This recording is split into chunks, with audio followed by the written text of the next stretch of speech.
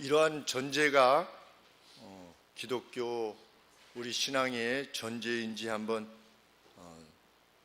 생각해 보셨으면 합니다. 모든 인간은 필연적으로 죄를 지을 수밖에 없다.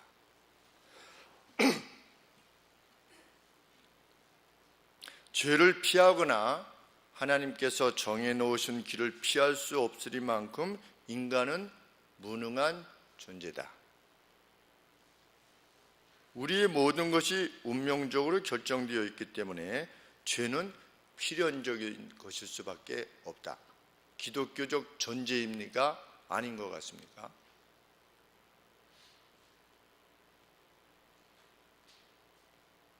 모든 인간은 필연적으로 죄를 지을 수밖에 없다.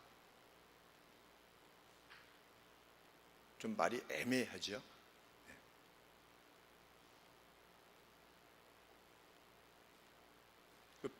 죄의 필연성에 대한 언급입니다. 이번 수련회 가서 다룰 주제인데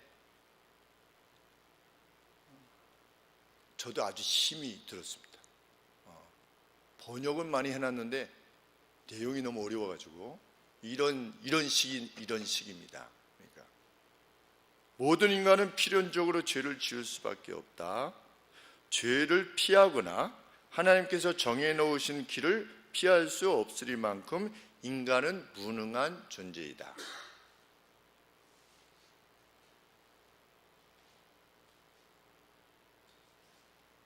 우리는 죄를 피할 수 없는 존재입니까? 죄를 필연적으로 지을 수밖에 없는 존재입니까? 성경 그렇게 말하고 있지 않죠.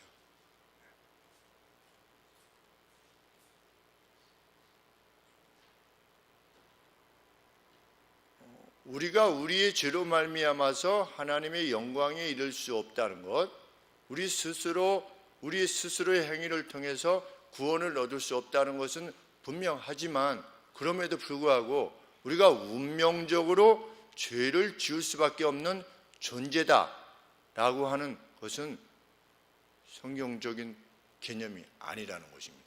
그런데 초대교회 때는 그것과 계속 싸워야 된다는 거예요. 그것과 계속 싸워야만 됐대요. 왜냐하면 초대교회 성도들이 살고 있었던 시대적 배경이 운명론이었답니다. 운명론. 그래서 신들조차도 운명을 거스릴 수 없는, 그러니까 신보다도 운명이 더 앞서 있는 겁니다. 그 개념이 교회 안에 들어온 겁니다. 천국 갈 사람은 이미 결정되어 있고 지옥 갈 사람은 이미 결정되어 있는 겁니다. 내가 아무리 해도 그 운명이 바뀌어지지 않는 거죠.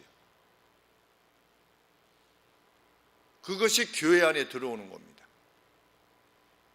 여기 계신 우리는 구원 받는 것이 운명적으로 결정돼서 이 자리에 계시는 겁니까?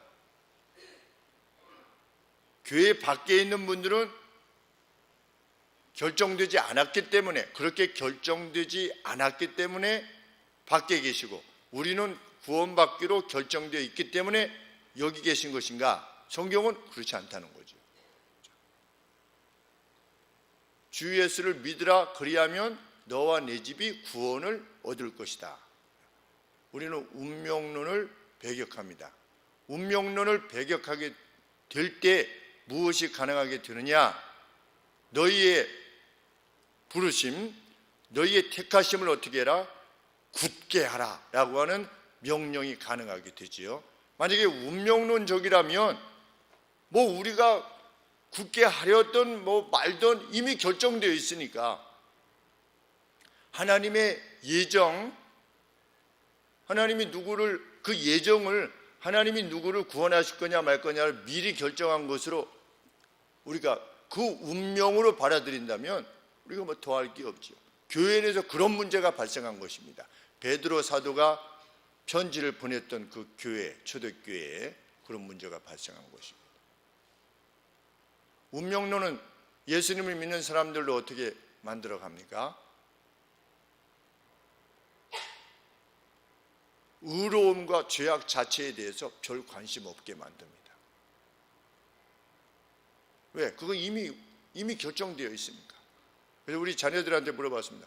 우리가 죽을 날짜가 결정되어 있다고 생각하느냐, 아니면 아니라고 생각하느냐. 우리 성도님들은 어떻게 생각하시는지 모르겠습니다. 우리가 죽을 날짜가 결정되어 있는가? 요 전에도 한번 그런 질문을 제가 드려본 적이 있습니다. 몇 월, 며칠, 몇 시에 내가 죽기로 결정되어 있는가? 아니면 그것은 하나님의 손에 놓여져 있는 것인가?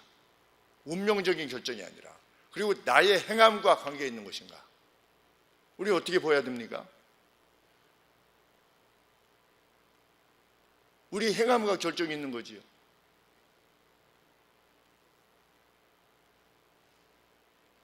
하나님께서 두고 보시다가 지나치게 악을 행하는 자는 어떻게 하시는 겁니까? 불러가시는 겁니다. 사울이 화살을 맞아서 죽을 때를 하나님께서 결정해 놓으신 것이 아니지요. 사울이 하나님을 떠났습니다.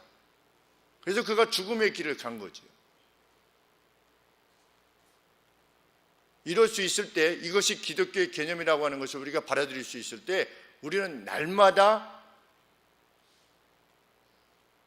의로움에 대해서 열망하며 추구하게 될 것입니다. 우리가 구원받을 거냐 말 거냐가 미리 결정됐다면 우리의 하늘의 상급도 이미 결정된 겁니다. 그렇죠? 구원이 결정됐다면 하늘의 상급도 결정된 것이죠. 내가 무엇을 더했다고 하늘의 보화를 더 쌓는 것도 아니고, 덜 했다고 안 쌓이는 것도 아니고, 왜? 이미 결정되어 있으니까. 그렇게까지는 생각하지 않더라도 나는 예수님 믿으니까 뭐 천국 가겠지,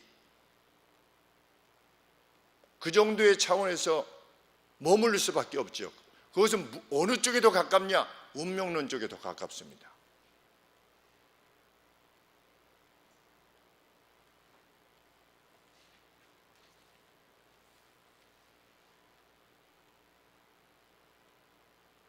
내가 행하는 악과 선이 나의 앞길에 그리고 영혼에 그 어떤 영향을 그리 미치지 않을 것이라고 생각하게 되면, 서신을 받았던 성도들 중에 많은 사람이 그러했다고 하듯이 그냥 자기가 살고 싶은 대로 살다가 가는 겁니다. 그래서 2장 1절 말씀에 민간에 또한 거짓 선지자들이 일어났었나니, 이런 차원의 거짓 선지자들이었던 것입니다. 이와 같이 너희 중에도 거짓 선생들이 있을 것이다. 그래서 그의 말을 듣고 2절 말씀에 많은 사람이 저희의 방종을 쫓을 것이니, 방종이 뭐라고 되어 있냐면 센수얼리티다 이렇게 되어 있습니다. 감각주의를 쫓는 거죠. 나는 이미 구원받은 겁니다. 이것은 변함이 없는 겁니다. 그렇기 때문에 내가 어떻게 행동하든 괜찮은 겁니다.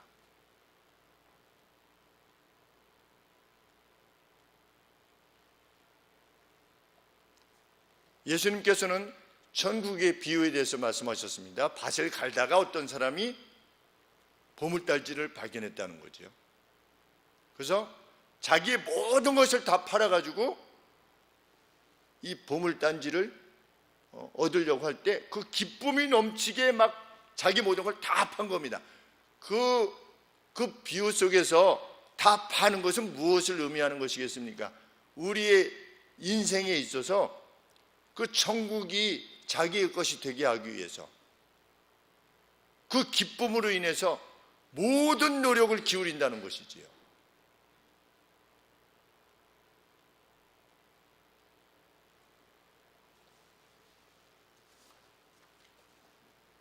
그런데 교리적으로는 우리가 운명론적으로 결정되어 있지 않다라고 받아들이면서도 실행적으로 많은 그리스도인들은 마치 운명론을 받아들이는 것처럼 그렇게 살아가고 있는 모습을 보게 됩니다. 우리는 혹 내 자신이 그러한 차원에 있지는 않는가에 대해서 생각해 보아야 되는 것이겠습니다. 우리 잘 아시는 이런 말씀이 있죠. 하나님을 사랑하는 자, 곧 그 뜻대로 부르심을 입은 자들에게는 모든 것이 협력하여 선을 이루느니라.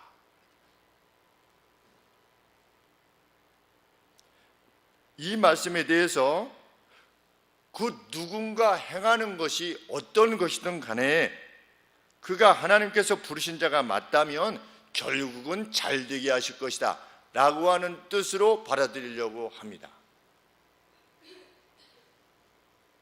하나님이 부르신 자가 맞다면 그것이 고난이 되든 번영이 되든 하나님께서 그것을 믹스를 하셔가지고 결국은 그 사람에게 좋은 것이 되도록 하실 것이다.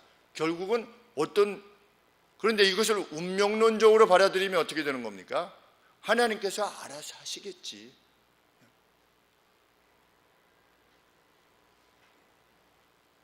그래서 심지어 그것에 대해서 우리는 가끔 하나님을 떠난 이들에 대해서 뭐라고 말하게 됩니까? 하나님을 섬기지 않으려 하는 자녀들에 대해서 뭐라고 말을 하죠? 가끔 때가 되면 돌아올 거야. 그죠? 때가 되면 돌아올 거야. 성경에 그런 때가 있나요? 성경에 그런 때는 없습니다. 거기서 말하는 때는 뭡니까? 운명이지요.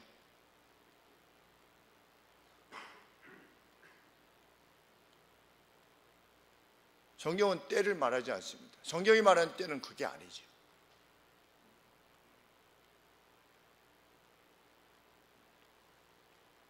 현재 하나님을 떠난 모습, 하나님과 가까이 있지 못하는 모습, 왜곡된 모습을 때라고 하는 운명에 그냥 떠맡겨 버리는 겁니다. 아주 무책임한 일이지. 나중에는 그 사람도 변하게 될 거야. 지금 사춘기라서 그렇지 나중에 돌아올 거야. 그렇게 해서 돌아온 사람은 몇이나 있습니까? 우리는 현재의 모습에서 베드로 사도의 말씀을 들어야 되겠습니다. 10절 말씀, 1장 10절 말씀에 그러므로 형제들아 더욱 힘써서 너희 부르심과 택하심을 견고하게 해라. 그래야만 너희가 이것을 행한 즉 실족치 아니하게 될 것이다. 여기서 실족이라고 하는 단어는 무엇입니까? 믿음을 버린다는 것이지요.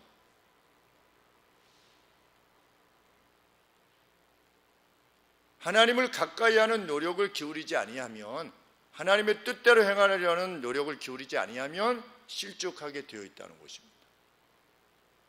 우리 자녀들이 현재의 모습에서 그렇지 않으면 우리는 열망하고 격려하고 때로는 꾸짖어야만 됩니다.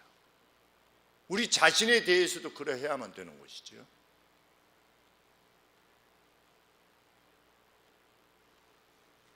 사절 말씀 하반절에 너희로 정욕을 인하여 세상에서 썩어질 것을 피하여 신의 성품에 참여하는 자가 되게 하려 하셨으니 어떻게 해라? 추구해라.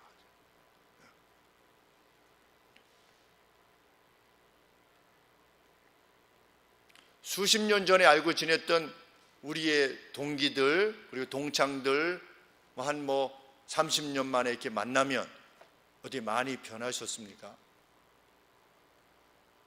옛날에 개걸스럽던 애가 30년 뒤에 만났는데 아주 그냥 격 있고 정말 아주 완전히 새로운 사람으로 이렇게 변해 있고, 옛날에 자기만 알던 녀석이 남에게 막 그렇게 해주고 이렇게 변한 친구 혹시 보셨습니까? 저는 별로 못 봤습니다. 때가 되면 안 변합니다. 거기에 대한 열망을 가지고 엑서사이즈를 계속하지 않으면, 경건의 훈련을 해라, 연습을 해라, 사도 바울이 그러셨는데, 훈련하지 않으면 그 사람이 그 사람입니다. 그 사람이 그 사람이면 좋겠는데 뒤로 물러서게 되어 있습니다. 앞으로 나아가게 되지 않으면 시대라고 하는 물결에 흘러가는 거지요. 자기 스스로만 배 안에 있어서 자기 스스로만 배 안에 있다고 생각하는데 강물에 떠내려가고 있는 거지요. 세상이라는 강물에, 그 가치에. 고3 때 한문 선생님께서 가르쳐 주신 구런이라고 하는 인물에 대한 그 시를 가르쳐 주시면서 가르쳐 주셨습니다. 자아라고 하는 이 배 안에 갇혀서 자기는 예전이나 지금이나 변함없는 것 같다고 생각하지만 흐르는 물결에 있어서 저기 뒤로 가 있다는 것을 깨닫지 못한다. 그것이 인생이다. 근데 우리 신앙에 있어서도 마찬가지입니다.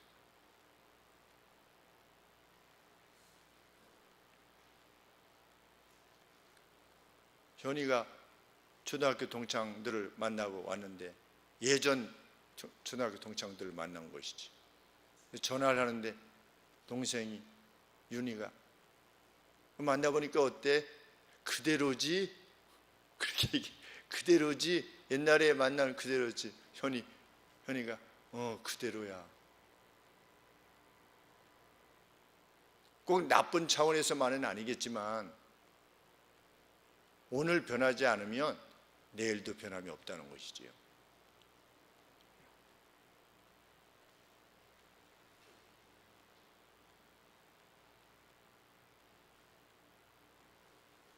우리는 이걸 잊으면 안 되겠습니다.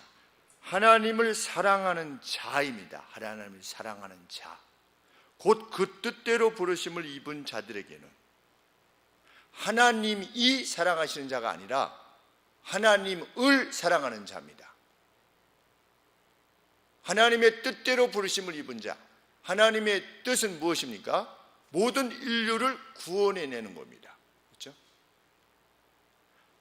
하나님의 그 선하신 뜻에 의해서 불려냄을 받은 그 누가 하나님을 사랑한다면 하나님의 뜻을 존중하고 하나님의 뜻을 신뢰하고 하나님께서 명하신 명령을 복을 위한 것이라고 신뢰하고 나아가는 자에게는 어떻게 할 거다?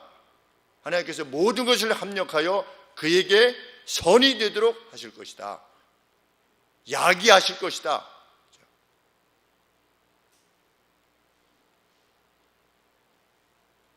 하나님을 사랑하는 자여야 되는 거죠. 근데 그것은 보통 염두에 잘 없습니다. 하나님을 사랑하는 자, 곧 그 뜻대로 부르심을 입은 자. 그 뒤편만 강조돼요. 그 뜻대로 부르심을 입은 자. 그리고 그 뜻을 운명으로 이해합니다. 그러나 하나님의 뜻은 운명을 말함이 아니고 세상을 구원하시려는 하나님의 뜻에 의해서 구원을 받은 자인데 하나님을 사랑하는 자가에 대해서 하나님께서 어떻게 하실 것이다? 모든 것이 합력하여 선을 이루게 하실 것이다. 우리는 하나님을 사랑해야만 합니다. 하나님을 사랑하는 방법은 하나님이 말씀하시는 의인이 되는 것이고 하나님이 말씀하시는 경건한 이가 되는 것입니다. 그것이 하나님을 사랑하는 것이고 하나님은 그를 위하여서 일하시겠다고 약속하십니다.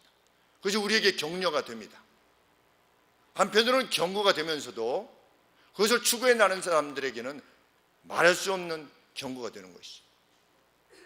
그것은 마치 법을 어기려는 자들에게는 무서운 것이 되겠지만 법을 지키려는 자에게는 법이 보장이 되는 것과 같은 것이지요.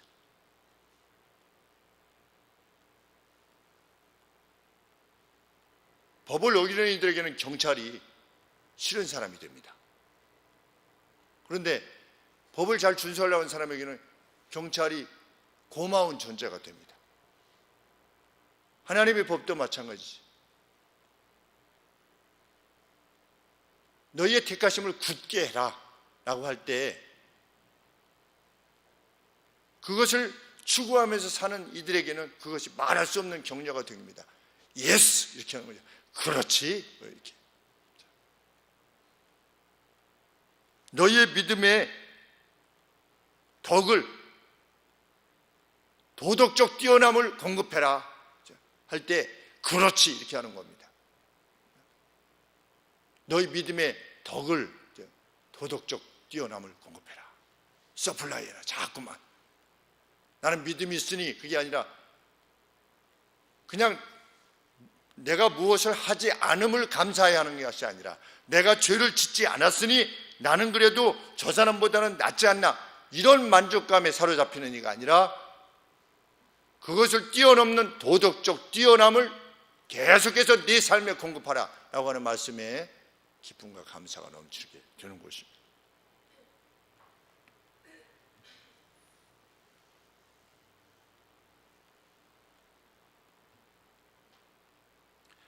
베드로는 어떻게 살든 구원받을 자는 구원받게 하실 것이다 라고 하는 태도로 살았던 이들을 경고합니다. 뭐라고 경고하십니까? 4절 말씀에 하나님이 범죄한 천사들을 용서하지 않으셨다.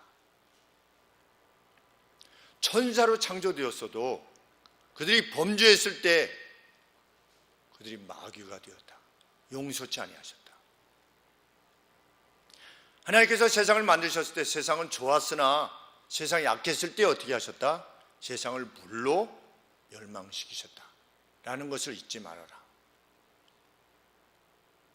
운명론적으로 노아만 살아남게끔 결정되어 있기 때문이 아니라 하나님께서는 노아가 의인이었기에 보존하셨다는 것을 잊지 말아라.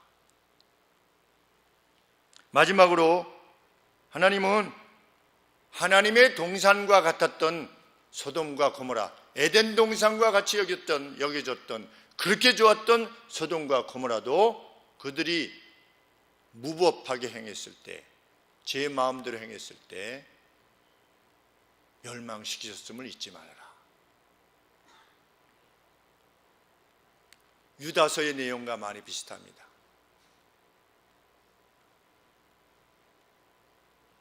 이스라엘 백성들이 남자 장정만 20살부터 60세 이하의 남자 장정만 60만 명이었지만, 그들은 다 하나님의 백성이었지만, 스스로를 그렇게 불렀지만 광야에서 다 쓰러졌음을 잊지 말아라.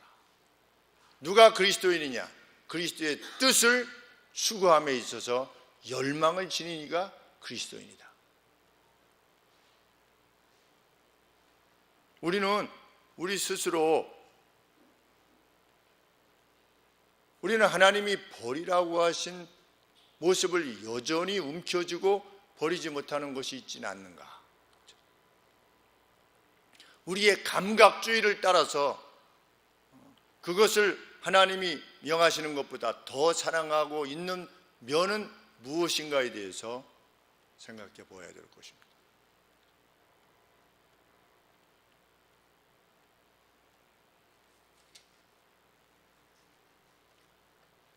왜냐하면 성경이 이렇게 말하고 있기 때문입니다.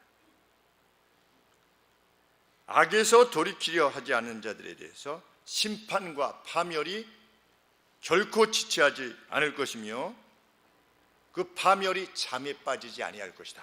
이렇게 말씀하고 있기 때문입니다. 3절 말씀에 저희의 심판은 옛적부터 지체하지 아니하며 저희 멸망은 잠에 빠지지 아니할 것이다. 반드시 집행될 것이다 하신 말씀입니다.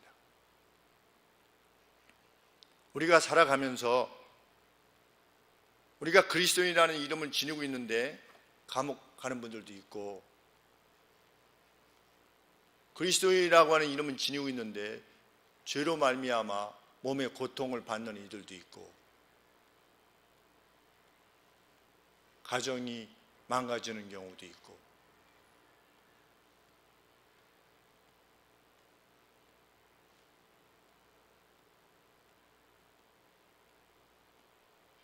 내가 그리로 가고 있지 않는가에 대한 심각한 고려가 늘 우리에게 있어야 될 것입니다. 그런데 오늘 더 살피고자 하는 바는, 우리가 이러한 경고와 동시에 사도 베드로가 의를 추구했던 이들을 격려하고 있다는 사실을 기억하자는 것입니다. 저는 이 부분이 우리 성도들이 더 마음의 기쁨이 되는 가운데서 하나님의 말씀을 받으셨으면 하는 마음입니다.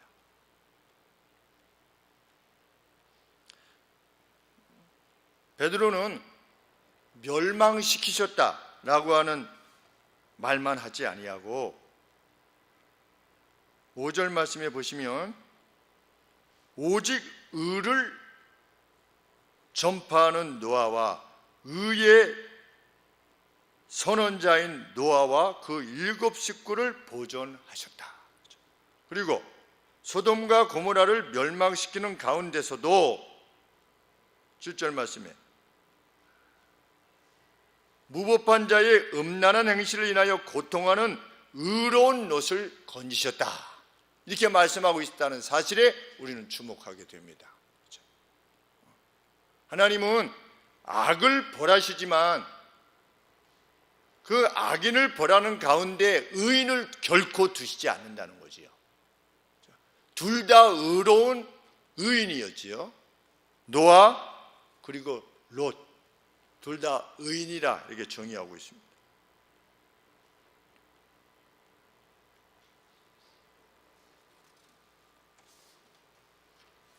우리는 베드로가 논지를 이어가는 과정에서 하나님에 의해서 구조된 롯의 의인됨에 대한 설명을 듣게 됩니다. 악을 행하는 모두를 멸하셨으나 의인 롯을 건져내셨다. 그러면서 롯은 이러이러한 차원에서 의인이었다라고 말하고 있는데 우리가 추구해야 될 바이겠습니다. 만일 우리가 그것을 추구할 수 있다면, 추구하고자 노력한다면 하나님의 약속은 무엇입니까?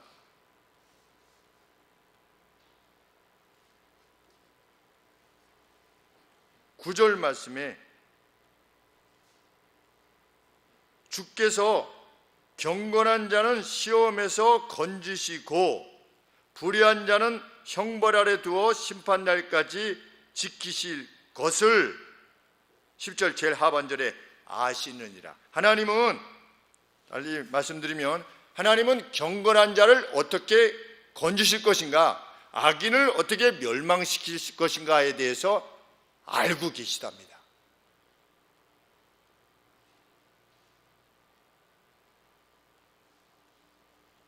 달리 말하면 의인은 반드시 구해내신다는 겁니다. 하나님께서.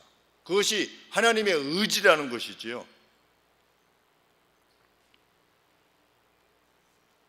그러면 롯은 어떤 차원에서의 의인이었기에 하나님께서 그를 건져내셨는가? 7절 말씀해 보시면 그가 제멋대로의 사람들의 그 감각적 행위에 의해서 압제를 받았다 그랬습니다. 제멋대로 행하는 사람들의 그 감각을 즐겨하는 그 행위들에 의해서 압제를 받았대요. 그리고 그들 가운데 살아가면서 그가 보고 들은 것에 의해서 그의 의로운 영혼이 날마다 고통을 느꼈대요. 이것이 두 가지입니다. 7절 말씀에 고통냈고 그 다음에 8절 말씀에 의로운 심령이 상했습니다. 이것이 의인이 지녔던, 롯이 지녔던 의인됨을 설명하는 내용입니다. 그러면 누가 의로운 사람인가? 누군가의 제멋대로의 행위들을 보고 들을 때 그것을 고통하는 사람, 그 사람이 의인입니다.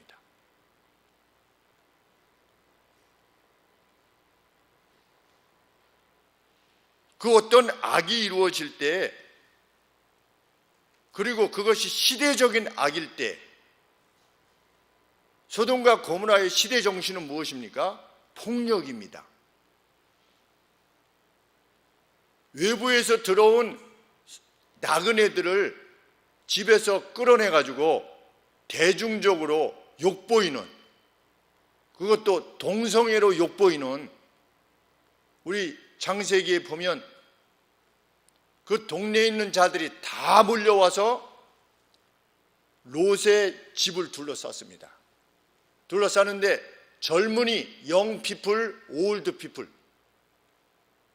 젊은이나 늙은이나 다 온 겁니다. 60세, 70세도 다 오고 15살, 20살도 다 온 거예요. 온 동네 남자들이 다 온 겁니다. 뭐 하려고? 성폭행하려고, 동성을 폭행하려고, 그러면서 내놓으라고 한 겁니다.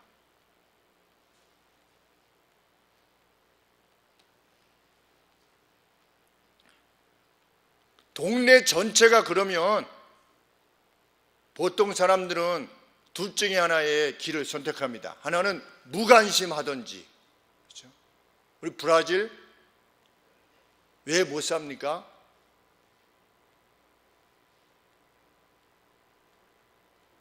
낭만의 브라질인 줄 알았는데 가서 보니까 두려움의 브라질. 선교사님이 2번이나 사거리에서 강도를 만났는데 사거리에 차들이 그냥 있는 겁니다. 차들이 있는데 오토바이가 와가지고 창문을 깨트리고 총을 들이대면 가지고 있는 걸 다 줘야 된대요. 누가 걸릴지 몰라요. 그걸 복불복이라고 그러나요? 그날 걸리면 그 사람이 재수가 없는 겁니다. 근데 옆에 사람들이 많은데도 아무도 제어하지 않는다는 거예요. 그게 문제인 거예요. 강도가 이러다가 내가 당할 수도 있다 이런 생각이 드는 게 아니라 총 내놓으라고 했는데 그 총을 들고 내놓으라고 했는데 내놓는 사람이 더 세가지고 얻어맞는 수가 있대요. 그거 외에는 다른 사람이 그 강도를 잡아주지 않는다는 겁니다. 그냥 어이구 오늘 저 사람 재수 없네 그러고 다 신호 바뀌면 부응하고 간다는 거예요. 그것이 그 시대 그 속에서 시대 정신 속에서 살아남는 방법입니다. 근데 롯이 그거보다 더 악한 속에서 살아가는 거지요. 우리 멜로디 이야기를 들으니까 브라질은 갱이 한 50명이 한꺼번에 와가지고 백화점 전체를 턴대요. 그 안에 백화점에 그날 있었던 사람은 재수가 없는 거예요. 그래가지고 내놓으라 가지고 다 가지고 그냥 가는데 그래서 어휴 그렇게 어떻게 사냐고 그랬더니 일주일에 한 번 일어나는데 그런 일이 얼마나 심각한 일입니까? 그 속에 그런 상태 속에서 누가 이게 뭐 맞서겠습니까? 그 무슨 갱단이나 이런 사람들한테 그냥 다 내주는 거지요. 소돔과 고모라 시대 정신이 그것 이상인 거지요. 내놔라 우리가 성폭행하겠다. 그래서 보통은 취하는 태도가 무엇이냐? 무관심하는 거죠. 그렇죠? 괜히 잘못됐다가는 그냥 아니면 같이 동참하든지 같이 그 짓을 하든지 뇌물이 없으면 안 돼요. 우리나라는 뇌물을 주기도 하고 받아야 돼요. 사회 자체가 그렇게 되어 있어요. 라고 말하면서 그리스도인들도 거기 같이 합류하지 않습니까?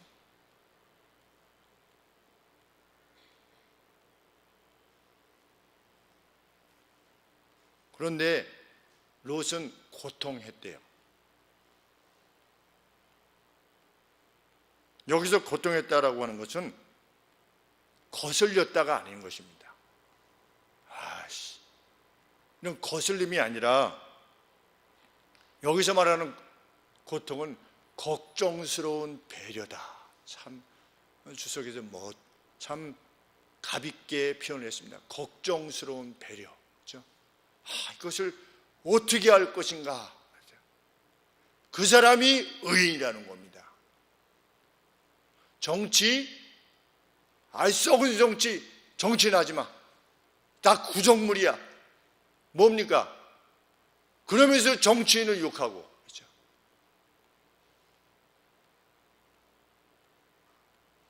무관심한 것 같은데 아닌 겁니다. 또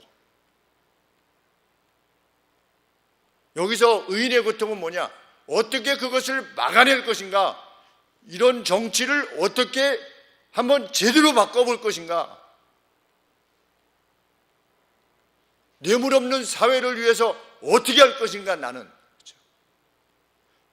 승자 독식의 이 사회, 정치권, 경제권, 승자 독식의 세계 아니겠습니까? 승자는 웃고 패자는 쓰라린 눈물을 흘리는 이 승자 독식의 세계, 정치, 경제, 이기는 자가 다 가져가는, 그렇죠? 이것을 어떻게 고칠 것인가? 라는 것에 대해서 의로운 고통을 지녔다는 거지요, 롯은. 그 사람이 의인입니다. 흑백 갈등을 어떻게 할 것이냐? 백인이 한번 잡으면 흑인이 괴로움을 당하고 흑인이 잡으면 백인이 괴로움을 당하는 이런 차원이 아니라 어떻게 흑백이 같이 할 것이냐 고민했던 대통령이 있었던 건 아니겠습니까? 아프리카의 대통령.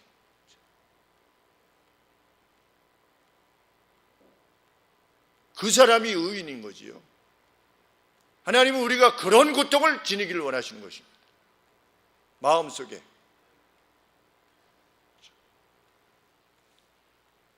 그것은 롯이 그 시대의 악에 대해서 단지 수동적으로 지켜보지 않았다는 것입니다. 그럼 어떻게 했습니까? 아브라함같이 똑같이 행했습니다. 지나가던 나그네 성문 앞에 앉아있다가 어떤 일로 앉아있었는지 모르겠지만 앉아있다가 피곤해 보이는 나그네가 지나가니까 어떻게 했습니까? 아브라함같이 똑같이 했습니다. 달려가서 어떻게 했습니까? 무릎을 꿇고 제발 우리 집에 와서 머물고 좀 몸을 편하게 하신 다음에 떠나십시오. 어디서? 소돔에서.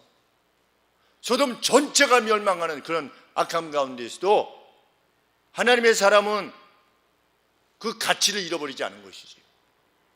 정반대의 가치 아니겠습니까? 죄악의 세상 가운데서도 최고의 선을 행하는 사람, 그 사람이 누구냐? 우리 하나님의 사람이다. 그리스도인이다.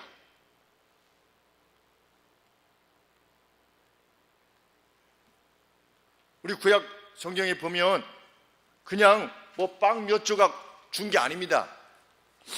피스트라고 표현이 되어 있습니다. 뭡니까? 어떤 그 잔치를 베풀어 준 겁니다. 자기가 할 수 있는 최대의 잔치를 베풀어 준 것입니다. 그래서 제가 우리 자녀들한테 물었습니다. 여러분의 엄마, 아빠가 여러분들의 그 아파트나 집에 이 분리수거나 아니면 음식물 쓰레기 같은 걸 이렇게 수거해 오시는 분들에게 수박 같은 것들을 이렇게 잘라가지고서 아유 정말 고생하십니다. 좀 드시고 가세요. 아니면 바깥이라도 이렇게 하나 사서 드시고 가세요. 라고 하는 엄마, 아빠 자기가 본 적이 있거나 들은 적이 있으면 한번 손 들어봐라. 이렇게 했습니다.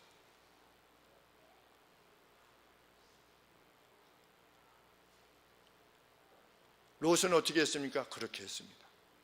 자기 집에 들였습니다. 냄새나는, 나그네니까 냄새나겠죠. 그때 무슨 샤워실이 길 가다가 제대로 있겠습니까? 여관이 제대로 있었겠습니까? 그렇죠. 그런데도 불구하고 자기 집에 들인 겁니다.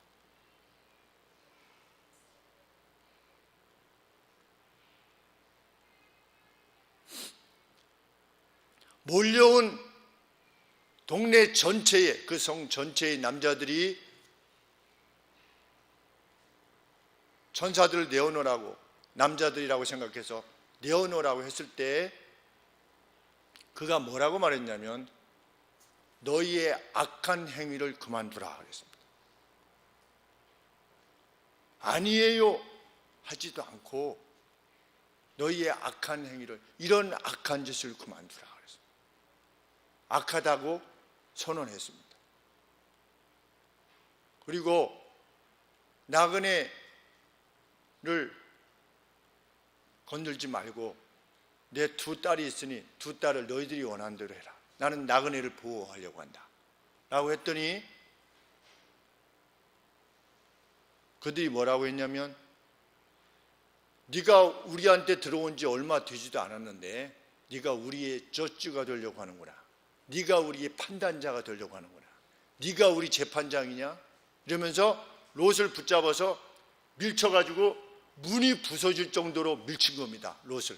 그러니까 린치를 당한 거지요. 의인은 누구냐? 하나님의 의를 위해서 린치를 당하는 걸 두려워하지 않는 사람이죠.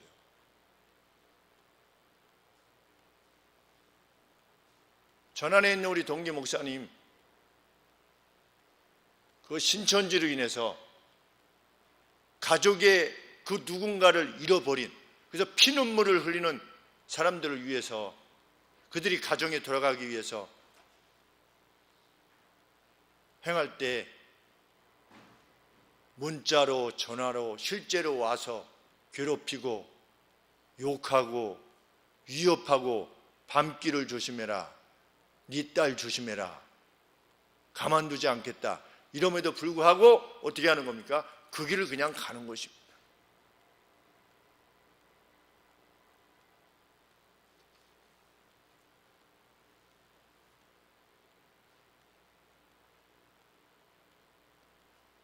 기독인의 고통은 한숨에 그치지 않습니다.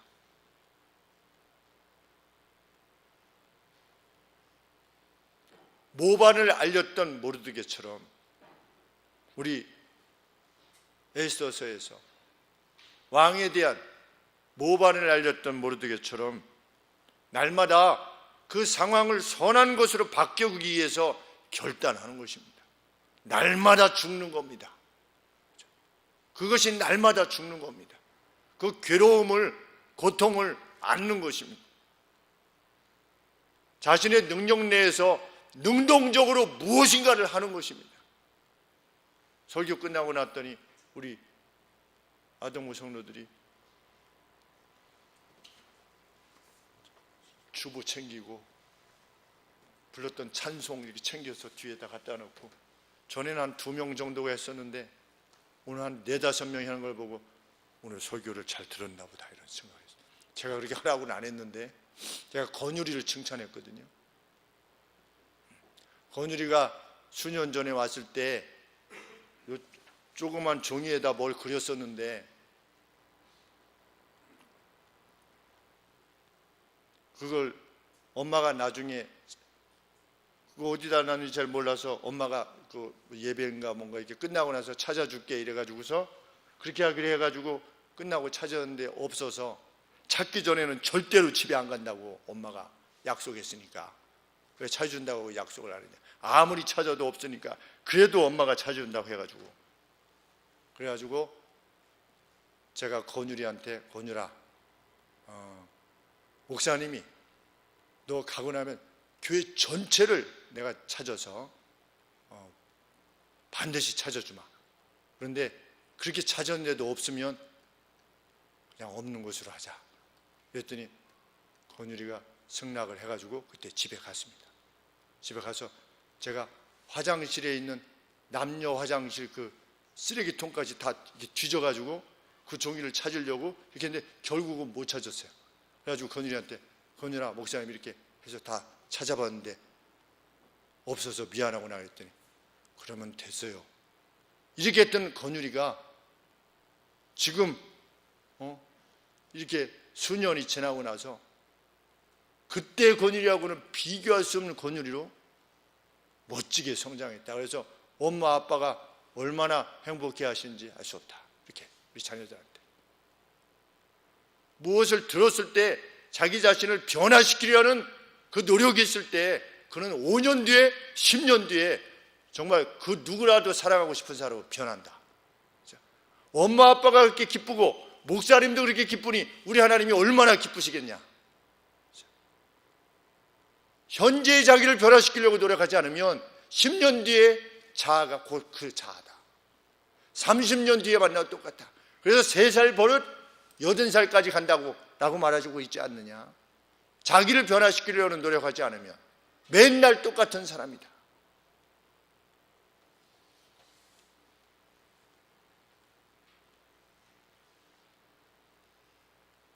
그는 날마다, 이 무슨 뜻입니까? 상대가 아무리 약해도 의인의 태도로 일관되었다는 것입니다. 날마다 고통했다. 그냥 동화되면은 뭐 고통할 필요가 뭐가 있겠습니까? 동화되면 무관심하면 이 사회에서 일어나는 그 어떤 악에 대해서 나 관심 없어.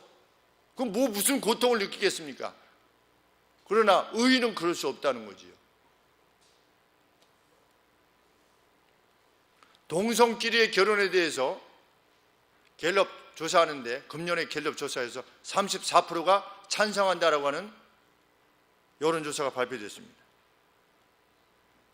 그들에게 자신의 자녀가 동성인 그 누구를 데리고 와서 결혼 허락해 주세요. 그러면 아마 퍼센테이지가 많이 바뀔 거라고 생각이 됩니다. 그럼에도 불구하고 왜 여론조사하면 그렇게 답변하는 것입니까? 무관심한 겁니다. 그게 무관심입니다. 무책임이지요. 그래서 동성애 반대 서명 운동이 있어서 제가 우리 밴드에 올리지 않았습니까? 그리고 제가 알고 있는 밴드에 다 올렸는데 기독교에 관계되어진 밴드에만 올렸습니다. 왜? 일반 사람들이 또 무슨 독교니 이럴까봐 그렇게 이런 건으로 인해서 이러니 저러니 하고 싶지 않아서, 그래서 기독교 여기 밴드에만 올렸어요. 누구만 답변하신 줄 압니까? 우리 교회 몇몇 성도들만 답변했어요. 무관심한 겁니다. 무책임하지요. 관심이 없어요. 이 나라가 동성애로 돌아가든 거리에 기호 축제가 하든 무슨 차별금지법이 통과되든, 제가 페이스북에도 올렸는데 김준동 성도 한 분인가 제외하고는 아무도 좋아요를 누르지 않았어요. 아무런 취업이 없는 겁니다. 우리 그렇게 해야만 되겠습니다. 우리 열심히 같이 이렇게 합시다. 없어요. 저쪽은 어떠한데? 저쪽 진영은 인권이니 무슨 차별이니 이럴 때 그들이 모일 때 어떻게 합니까? 전심을 다해서 모이지요. 심지어는 학교에서 잘릴 생각까지 하면서도 나와서 모이지요. 자기의 휴가도 반납하면서 나가서 모이지요. 자기 직장에서도 잘릴 거를 감안하고서도 나와서 모여서 같이 취업을 하지요. 근데 기독교인이라고 하는 이들도 아무런 반응이 없는 것입니다. 서로 격려하고 이것이 하나님 보시기에 온당치 아니하다라고 하는 것을 서로 말하려 하지 않지요. 왜? 인권에 무관심하다라고 하는 비판을 받을까 봐. 지금 세상은 어떻게 돌아가고 있습니까? 성소수자라고 표현하지요. 그래서 그것에 대해서 이것은 죄다라고 말할 때 참 인권에 대해서 의식이 없는 자로 점점 돌아가고 있지요. 우리 기독인들조차도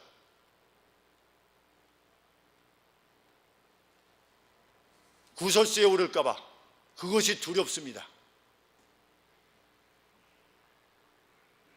자신하고 직접적으로 관계없는 문제는 고통해하지도 않고 압제도 받지가 않는 것입니다. 기회가 주어져도 동정하지 않고 기회가 주어져도 선한 것에 힘을 다하지 않으면 그는 방주 밖에 있던 사람들일 뿐입니다.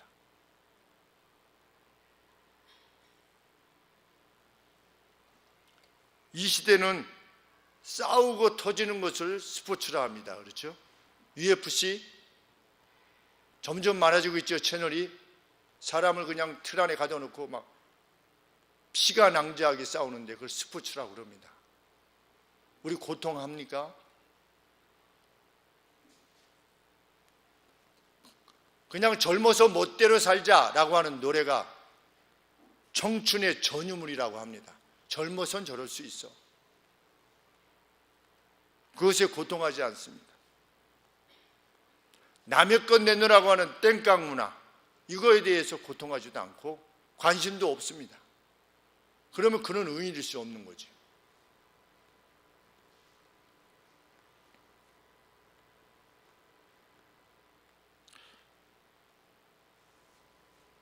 브라질에서 멜로디 자매가 왔습니다.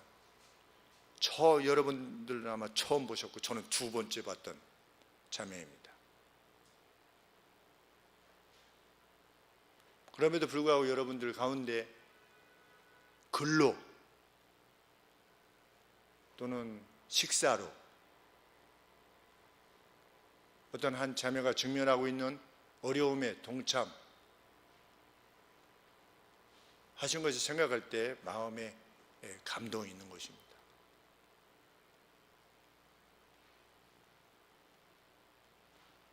그가 왜 왔는가에 대해서 관심하고 그 자매가 직면하고 있는 어려움들이 무엇이 있는가에 대해서 관심할 수 있는 사람이 의인이기 때문입니다. 가까이 왔는데도 그가 누군가에 대해서 관심이 전혀 없다. 그러면 나그네로 지나갔던 이에게 쫓아가서 엎드렸던 자기 집으로 청했던 롯과는 전혀 다른 차원의 삶을 살고 있는 것이겠습니다. 우리는 우리의 부르심과 택하심을 날마다 굳게 하며 나는 어떤 긍정적인 노력과 애씀을 향해서 나아가고 있는가를 깊이 생각해야 되겠습니다. 하나님께서는 의인을 건져내시는 법을 아신다고 하셨습니다. 건져내시겠다는 약속입니다. 세상의 두려움으로부터 풍파로부터 방주가 되어주시겠다 약속하시는 것입니다. 우리가 정말 준비해야 되는 것은 우리의 의인됨인 줄 압니다. 일생 동안 하나님의 돌보심이 있을 것입니다. 그 누군가의 고통에 함께 동참하고자 하는 이들에게 시대의 변화를 위해서 내 자신을 일깨우려 하는 그런 모든 선한 수고들 우리 사람들 눈에 보이지 않지만 하나님께서 갚으시리라 믿습니다. 기도하겠습니다. 하나님 아버지, 매일매일을 우리의 자유의지로 선함을 택하게 할 수 있는 능력을 주신 하나님 아버지, 우리가 할 수 있음을 논하게 하여 주시옵소서.